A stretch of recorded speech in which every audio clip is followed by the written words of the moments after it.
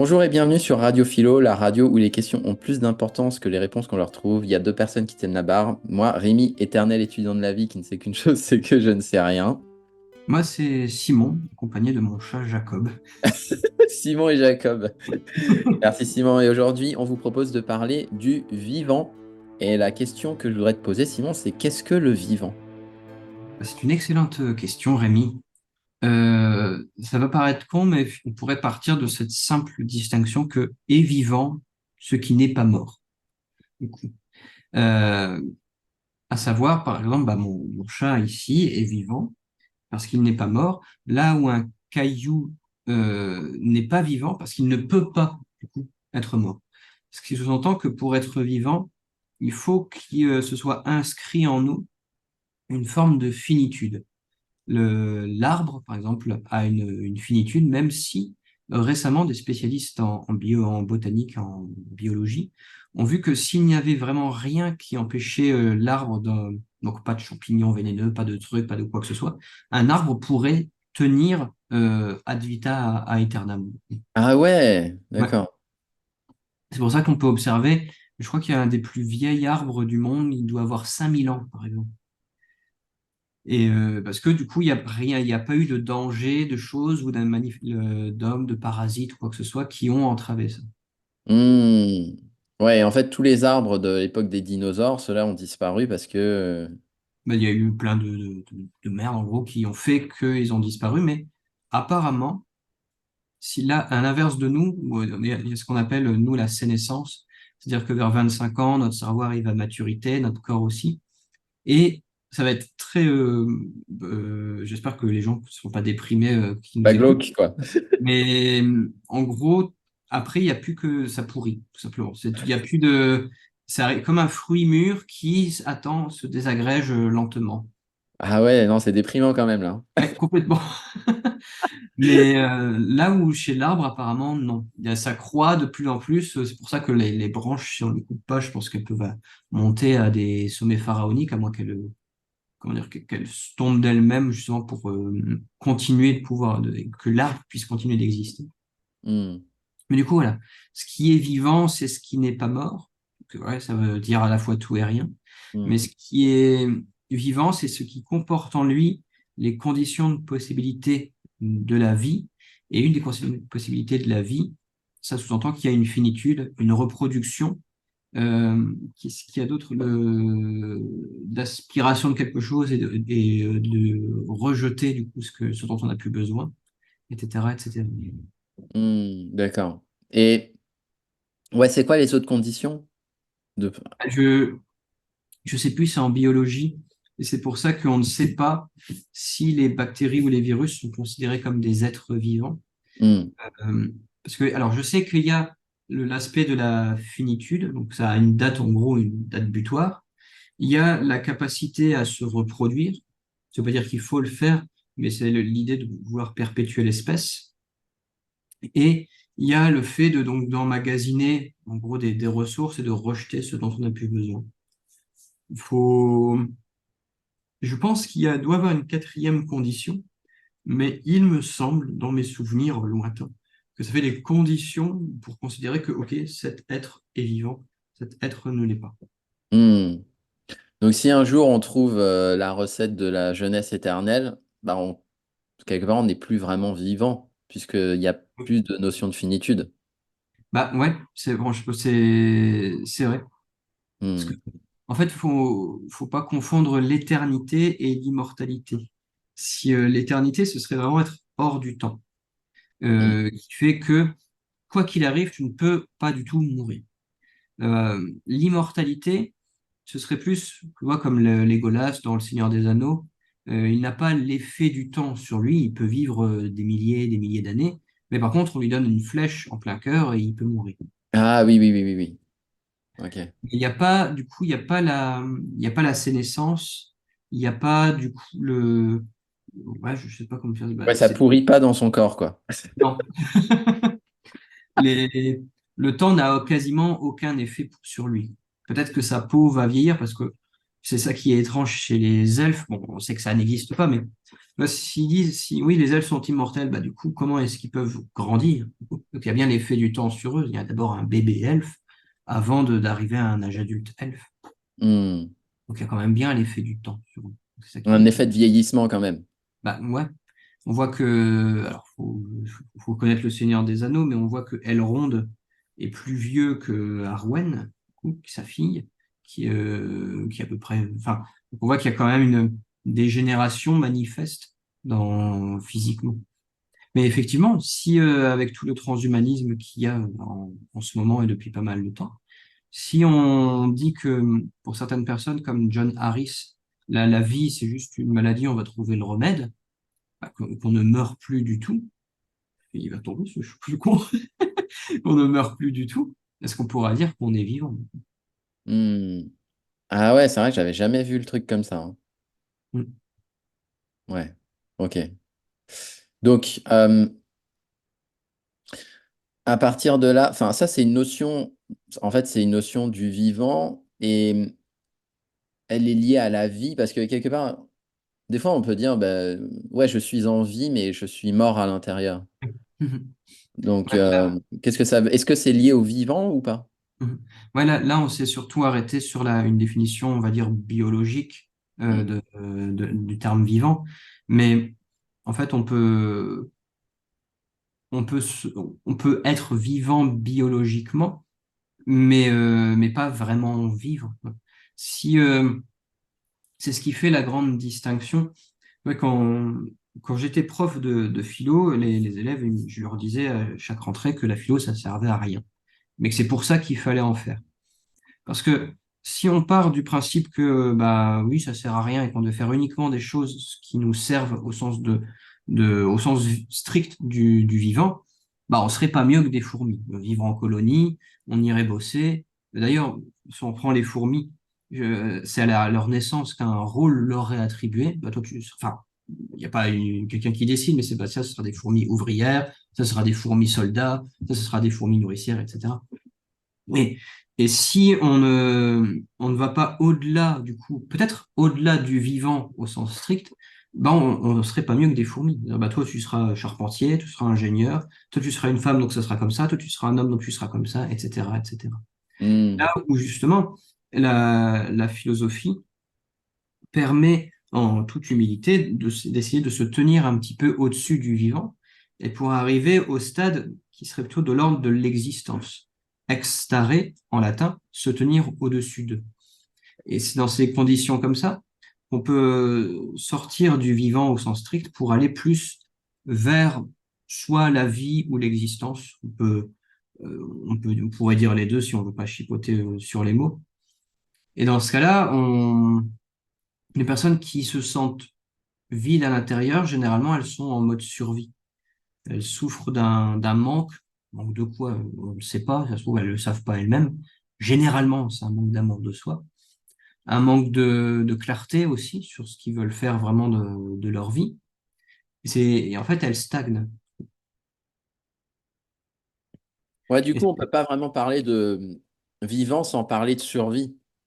oui. Et à ce moment-là, un survivant, ça n'a pas tout à fait le même sens par rapport à la survie. Parce que, ouais, pour moi, quelqu'un qui dit, ouais, je survis, ça veut dire que je remplis les besoins pour être vivant, quelque Mhm. part. Oui. Oui, Hmm. bah oui. Il est pas au-dessus de la vie, du coup. Ouais. On pourrait avoir deux, on pourrait le voir comme ça, genre survivre et sur-vivre. Jouir encore plus de la vie. Ah oui, oui, oui, oui, oui. Ouais, je vois, ouais. Si on veut faire les intellos, mais, euh, mais effectivement, quelqu'un qui est. Alors, il y a des cas de figure où justement on est dans la survie, plutôt je fais en sorte de ne pas mourir. Il y a un proverbe d'ailleurs, je crois que c'est un proverbe soufi, la sagesse de l'islam. C'est c'est deux personnes qui discutent et puis ils font, qu'est-ce que tu fais? Je cherche un moyen de ne pas mourir. Puis l'autre fait, ah, et ça marche? Bah, écoute, pour le moment, oui. Alors, c'était juste fin de parenthèse, mais il y a des situations de détresse, en fait, dans la vie, dans la mesure où on ne maîtrise pas tout. On peut perdre son emploi, perdre sa femme, son mari, ses enfants, etc. Et vraiment, tout ce qui fait qui nous donne une raison de vivre s'éteint, parfois même du jour au lendemain. Et c'est peut-être ça, ou justement, c'est peut-être cette absence de raison de vivre qui font que ces personnes redescendent au stade de la vie pour aller dans la sous-vie, finalement, du coup, où, paradoxalement, elles se mettent à survivre. Ouais, d'accord. Donc enfin, ouais. Ça veut dire qu'il y a différents stades d'épanouissement dans la vie, de conscience de vie. Et comment on, qu'est-ce qui fait qu'on arrive à transcender un stade inférieur pour accéder au stade supérieur, qui est un petit peu bah, j'ai le sentiment que c'est un peu le but ultime, de se Mhm. sentir exister. Oui. Mais parce qu'il Ah. y a une différence entre survie, en fait, les différents niveaux. Il y a le fait de survivre, Mhm. qui correspond pour moi au fait de subvenir à ses besoins, Ouais. ses besoins primaires. Ensuite, il y a le fait de vivre, mais plutôt dans le sens exister. Mhm. Et j'ai l'impression qu'il y a un troisième niveau qui est, bah ouais, je me sens exister, mais est-ce que c'est le même niveau que, ah ouais, mais là, j'ai de la gratitude au quotidien et je me sens vraiment épanoui dans ce que je fais, Mhm. dans tous mes domaines de vie. Mhm. Est-ce que c'est la Ouais. même chose ou c'est encore un autre niveau? Ouais, je pense que c'est quand même trois niveaux, hein. Je pense que ça dépend, ouais, du taux d'épanouissement, ce qui n'est pas forcément lié à un taux de bonheur. Parce que si on prend des personnes comme Nietzsche ou Viktor Frankl, ce qui est peut-être moins connu que Nietzsche, qui a écrit un livre, je crois que ça s'intitule Trouver un sens, en français en tout cas, trouver un sens à sa vie grâce à la logothérapie. C'est un des précurseurs de ce qu'on appelle la thérapie existentielle, qui met l'accent sur l'étude du sens qu'un individu apporte à sa vie. Et en fait, Viktor Frankl, c'était un psychiatre juif qui s'est fait emprisonner dans les camps de concentration. Ça allait mal finir pour lui, autrement dit. Et comme ce qu'il écrit dans son livre, c'est qu'il avait réussi à garder ses recherches autour de sa théorie de la thérapie existentielle, etc. Et que malgré tout ce qu'il pouvait vivre, enfin, vivre du coup dans les camps, vraiment Dachau et Auschwitz, pour ne citer que, malgré tout, il voyait qu'en fait, toutes les personnes qui avaient un pourquoi, qui savaient qui s'accrochaient à un sens, même si ce qu'ils vivaient était horrible au possible, ils gardaient la foi en disant, OK, si un jour on s'en sort, ça vaudra le coup quand même de continuer de vivre. Et pour Viktor Frankl, c'était vraiment ses travaux, sa théorie, sa famille, etc. Alors, et pour ses comparses, je sais pas. Mais là, les premières personnes qui mouraient, pas forcément dans les chambres à gaz ou quoi, qui mouraient d'épuisement parce que c'était des conditions affreuses de vie, mais qui mouraient aussi de ce qu'on appelle d'anonie, c'est-à-dire vraiment une absence de sens, de loi, de quoi que ce soit, et ils se suicidaient à petit feu. Et donc, à partir de là, on peut dire que les personnes qui sont au stade de la survie, genre répondre à ses besoins pour pas mourir, sont à un stade où il y a une absence de clarté sur l'existence, de but, de motivation, due à des épreuves difficiles que la vie peut nous réserver.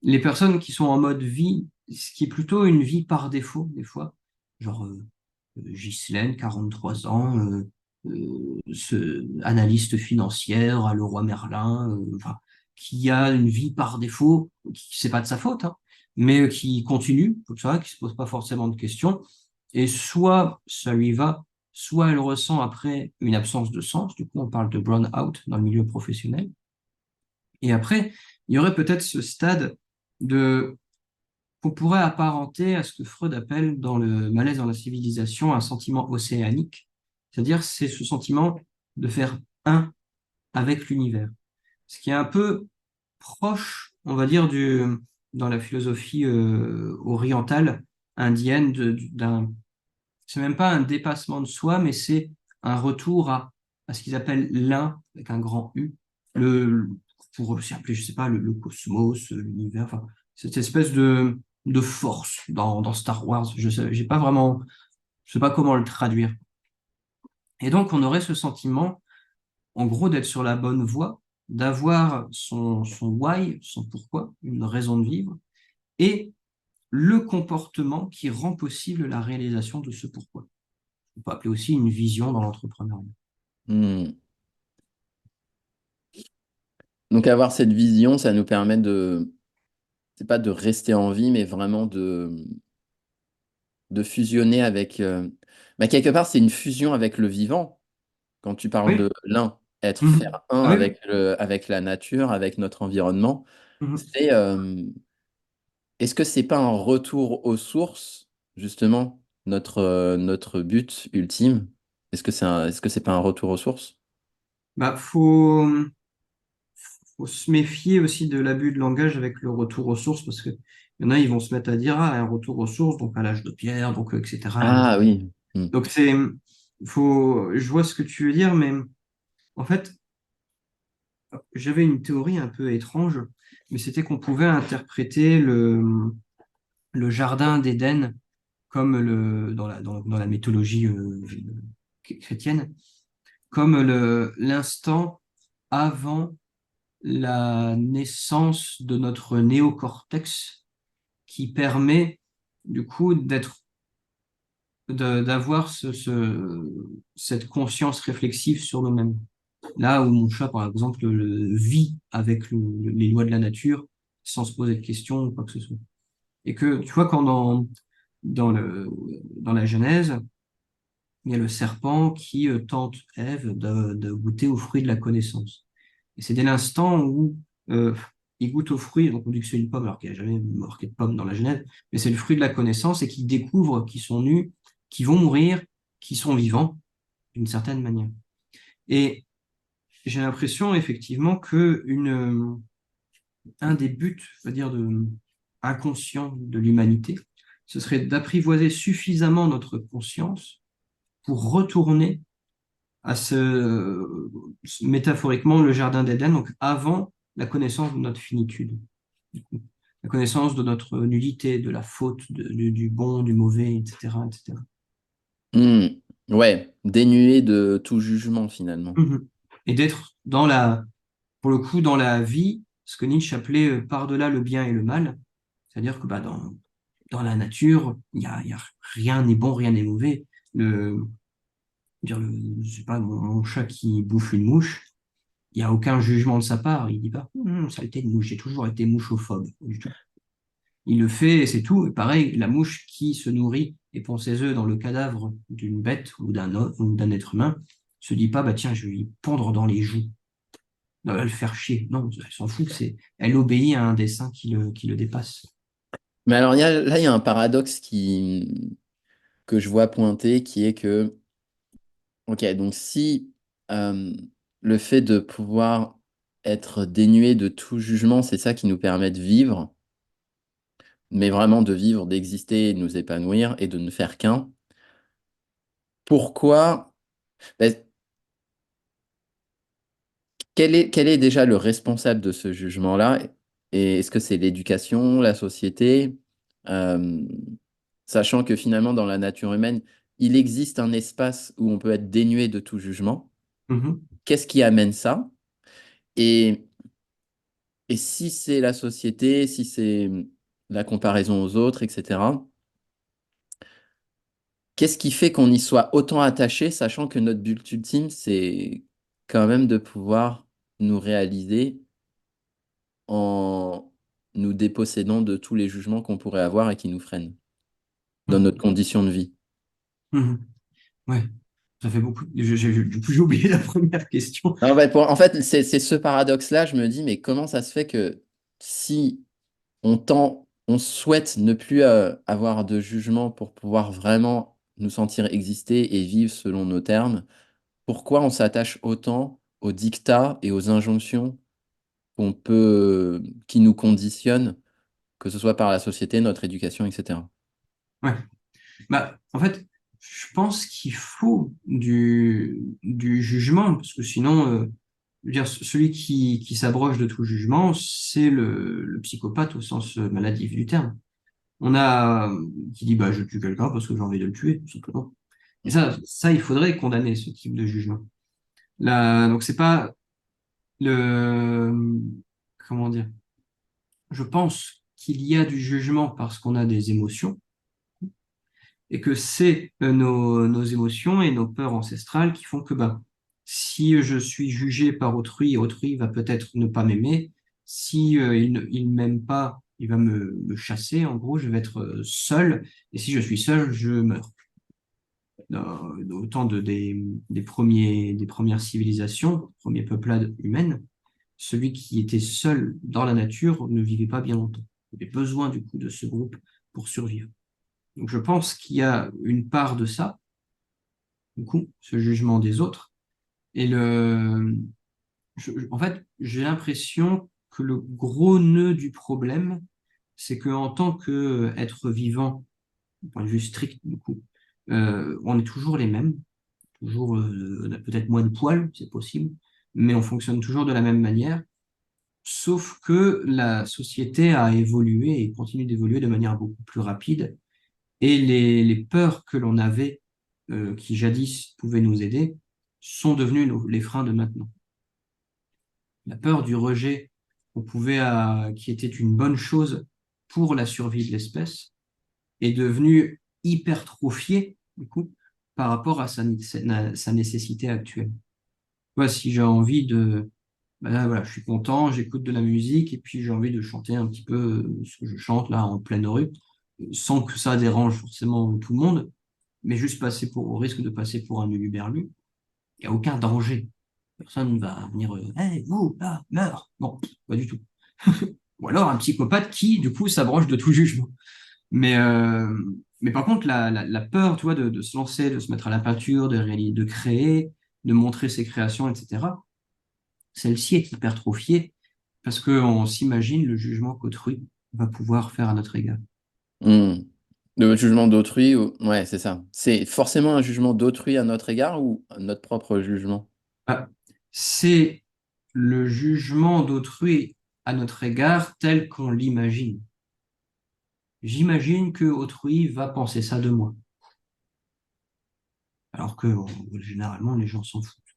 Ouais, et puis objectivement, on risque rien. Objectivement, on risque, ça c'est clair. Mais effectivement, le rejet, ça, ouais, ça vient vraiment de quelque chose d'ancestral, selon toi? Il paraît, d'après les neurosciences, oui. Ok. Eh ben, dis donc, qu'est-ce que ça nous bloque, cette histoire? Bah non, mais c'est vrai. C'est pour ça qu'il faut réussir parce que je pense que quelqu'un de vraiment épanoui dans sa vie, qui s'aime suffisamment et qui s'abroge du tout jugement des autres, son premier réflexe, ça va pas être d'aller tuer son voisin en disant bah, je m'en fous du jugement des autres. Ça va juste d'oser se créer la vie qu'il a envie d'avoir. Hmm. Du coup, rayonner sur les autres, être un leader au sens de montrer l'exemple, ce qui va inspirer les autres à faire de même, etc., pour avoir une société meilleure. Hmm. Ouais, ok.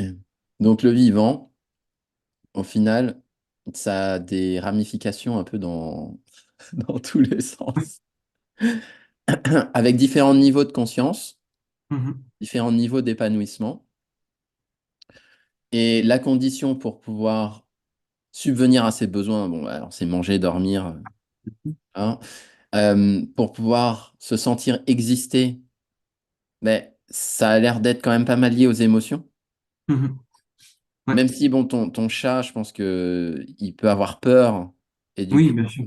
ça veut pas forcément dire qu'il se sent exister, mais des émotions Ouais. un peu plus Ex- sophistiquées, comme l'enthousiasme, la joie, ce genre de choses, ça peut permettre de se sentir exister. Et ensuite, il y a le niveau d'épanouissement où là, on est plutôt dans le fait d'être capable de transcender les jugements tribaux qui nous ont maintenus en état de survie à l'époque, mais Mhm. qui nous empêchent aujourd'hui, qui nous maintiennent toujours en état de survie, mais Oui. qui nous empêchent aujourd'hui d'atteindre, de faire, d'être un avec Mhm. notre environnement finalement. Mhm. Complètement. Et ça, c'est aussi lié de d'un point de vue vivant, au sens, on n'a pas le même cerveau, mon chat et moi, au sens où je suis pas expert en chat, mais je suis pas convaincu qu'il ait un néocortex et du coup un lobe préfrontal responsable du coup de toutes les zones de notre cerveau. Tu vois, on ressent des émotions complexes parce que notre cerveau nous permet de ressentir ces émotions complexes. Hmm. C'est pas par défaut. Et c'est pas parce on est des êtres supérieurs ou quoi que ce soit, c'est juste que notre cerveau nous le permet. De la même manière, mon chat peut être vachement plus souple que la plupart des humains, parce que d'un point de vue d'être vivant, il est par nature beaucoup plus souple. Ouais, il a ce potentiel. En fait, euh, ouais, il y a une notion de potentiel ici. C'est-à-dire que le chat, il a cette potentialité de souplesse que l'être humain n'a pas. De la même Mhm, manière que l'être humain a cette potentialité d'émotions sophistiquées que le chat n'a pas. mhm. Ouais. Ok. Ouais. Et donc, comment on transcende, comment on passe d'un niveau à l'autre alors? Bah, moi, la clé, j'ai l'impression d'être de plus en plus bisounours, mais je pense que la clé est avant tout un amour de soi, au sens où c'est si on s'apprécie, on va prendre soin de soi, du coup, on va augmenter notre estime de nous-mêmes. On va dire, je vaux la peine de faire X, Y, Z. Et comme ça nourrit une estime suffisante de soi, on se met à dire que nos talents, nos objectifs, notre objectif de vie en vaut la peine. Et Hmm. donc, on va développer les compétences nécessaires et suffisantes pour réaliser ce mode de vie que l'on a. Mais ça vient d'abord d'un amour de soi pour ensuite finalement, la, les compétences qu'on développe, la confiance en soi et la vie que l'on se crée, c'est la réponse tangible dans le réel, la traduction, d'une certaine manière, de l'amour que l'on se porte. Hmm. Je reste persuadé que les gens qui ont une vie qu'ils détestent ne s'aiment pas suffisamment ou ne s'aimaient pas suffisamment pour avoir avoir laissé les choses agir de telle sorte à ce qu'ils soient dans cette situation. Hmm. Mais c'est pas facile de s'aimer un peu plus lorsqu'on Non. a appris toute notre vie à ne pas nous aimer, à ne pas nous Ah oui, écouter. oui, ça c'est clair. Je dis pas que c'est facile, mais je dis que c'est nécessaire. Hmm. Commencer par des petites choses. Moi, j'avais une cliente qui avait vécu un lourd décès, mais vraiment le décès d'un enfant, où vraiment là, c'était la mode survie. Et le déclic, ça a été, alors il y a eu tout un travail évidemment en amont, mais sans disant, bah, écoute, pourquoi tu n'irais pas chez le coiffeur? Elle disait, ah, bah, je sais pas, moi, machin, etc. Je fais, bah non, vas-y, et constate les effets. Du coup, elle a commencé à aller chez le coiffeur. Ensuite, elle a recommencé à aller chez l'esthéticienne, à refaire du shopping, à se refaire à manger, à se remettre au sport, etc., etc., etc., et réapprendre à s'aimer. Hmm. Ça part vraiment des petites actions quotidiennes qui, en apparence, sont complètement dénuées de sens, mais tu vois, c'est juste que quand quand on témoigne de l'importance que l'on se donne, ça indique à notre cerveau que ça en vaut la peine d'aller chez le coiffeur. C'est parce que je m'aime que je prends soin de moi. C'est parce que souvent les gens font du sport parce qu'ils n'aiment pas leur corps. Mais en fait, c'est parce qu'ils aiment leur corps qu'ils doivent faire du sport. On y va d'abord pour des raisons esthétiques et après pour prendre soin de soi. Hmm. Et du coup, en extrapolant, c'est parce que je m'aime suffisamment que j'estime que je mérite d'avoir la vie que j'ai envie d'avoir. Donc, je développe les compétences nécessaires et suffisantes pour avoir la vie que j'ai envie d'avoir. Et alors, ouais, c'est hyper important là ce que tu as dit. Le fait de pouvoir se mettre en action, mais C'est quoi les conditions pour pouvoir entendre ça? Parce que je suis pas sûr que tout le monde dans... En fait, il y a des situations dans lesquelles on n'est pas disposé à entendre ce discours-là. Ouais, mais non, en fait, c'est pas pour moi. Ou j'ai trop peur, ou je veux pas changer, ou inconsciemment, il y a quelque chose qui bloque. Quelle est cette chose qui va faire que, ok, oui, en fait, je vais prendre en compte ce conseil. Bah, je pense que pour le coup, c'est un instinct de survie. Parce qu'à un moment, tu n'as plus le choix.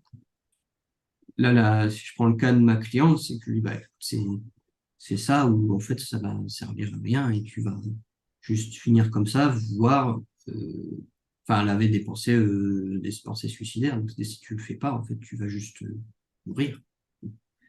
Et là, tu as quand même, malgré, je pense, la merde qui puisse t'arriver, tu as quand même cet instinct de survie qui n'est pas du tout lié, selon moi, à l'amour de soi, mais juste à ce que les personnes appelaient l'élan vital, pour le coup, de la pure survie, perpétuation de l'espèce, quoi. Et donc, je pense qu'il y a un réflexe. Et je pense c'est du temps. Je pense qu'à un moment, ça, les gens vont l'écouter, vont dire c'est pas pour moi, et puis ça va mûrir. Et quand le moment sera venu, je pense qu'ils seront à même de l'entendre, hein, du coup, enfin de l'écouter. Hmm. Et est-ce qu'il est possible de faire toute sa vie en mode survie?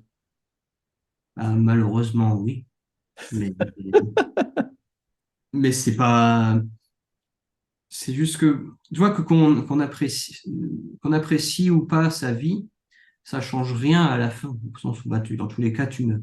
Ce Hmm. qui change, c'est la qualité du temps que tu vas passer sur Terre. Et, et ça change tout. Donc oui, oui, tu peux être en mode survie toute ta vie. Je pense que malheureusement, il y a la majorité des gens, c'est le cas.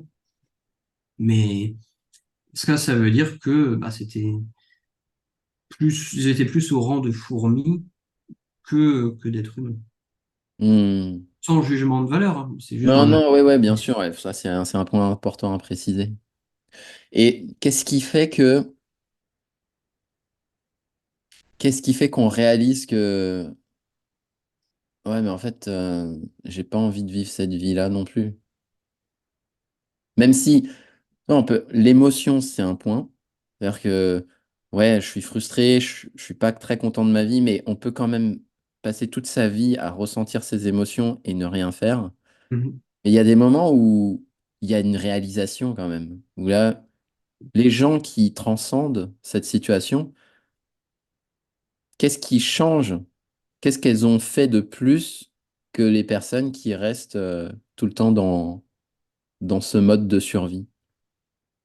Je pense que ça part beaucoup du sens des responsabilités.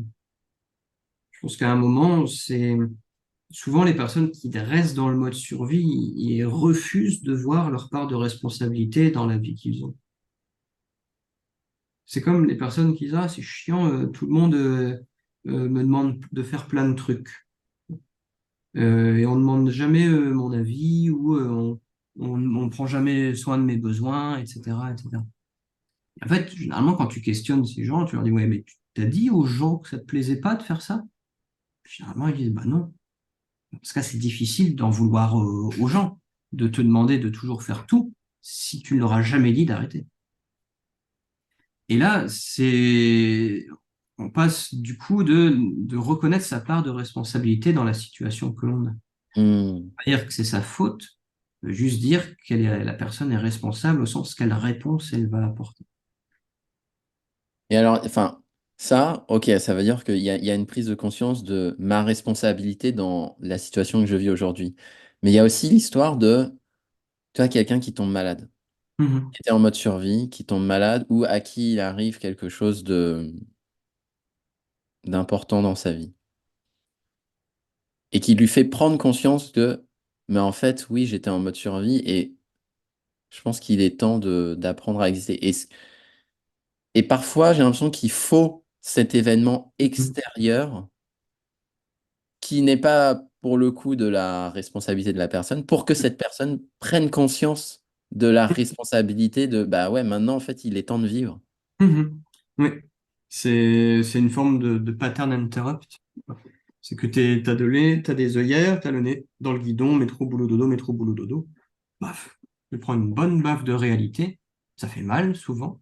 Mais du coup, ça interrompt le continuum dans lequel t'allais peut-être rester indéfiniment. Et qu'est-ce qu'on peut se dire pour éviter d'attendre de se prendre une baffe de réalité? Ben, vraiment essayer de faire le point sur sa vie et voir quelle est la part de responsabilité qu'on a dedans. Je vois que ça. Hmm, ouais, ok. Ouais, donc c'est bien parce que du coup, on revient au même précepte de base qui est bah, prendre du recul sur sa propre vie et se poser la question, quelle vie j'ai vraiment envie de vivre? Mhm, Et à partir de là, construire. Si vraiment la situation d'aujourd'hui est, bah, elle est pas, on n'a pas envie d'y rester, à ce moment-là, apprendre un peu plus à s'aimer par des petites actions du quotidien qui feront mhm, ensuite effet boule de neige mhm. pour arriver à un état où on s'aime suffisamment pour faire un saut plus grand de changement de vie, changement de job, reconversion professionnelle ou déménagement, ce genre de choses. Mhm, carrément. En Mhm, fait, se dire, arriver à un point où notre cerveau se dit, OK, en fait, ça vaut le coup mhm. de tester autre chose. Ouais, ça Parce vaut que le coup. c'est pas que ça vaut le coup, c'est que tu vaux le coup de tester autre chose. C'est ça. Ouais, J'en vaux la peine. C'est ça. j'en vaux la peine. Ouais. Mhm, OK. Et au fond, c'est intéressant parce que ce que j'enseigne à l'aquarelle, c'est ça. C'est ça vaut la peine de faire les efforts. Ça vaut la mhm. peine. Ouais, Hmm. OK, bah c'est cool, je pense qu'on peut arrêter là. ouais, carrément. Mhm. Bah, merci de nous avoir écoutés jusqu'au bout. Sachez que cet épisode est disponible également sur toutes les plateformes de podcast et vous avez également accès à tous les épisodes précédents. Merci et à très vite. Salut.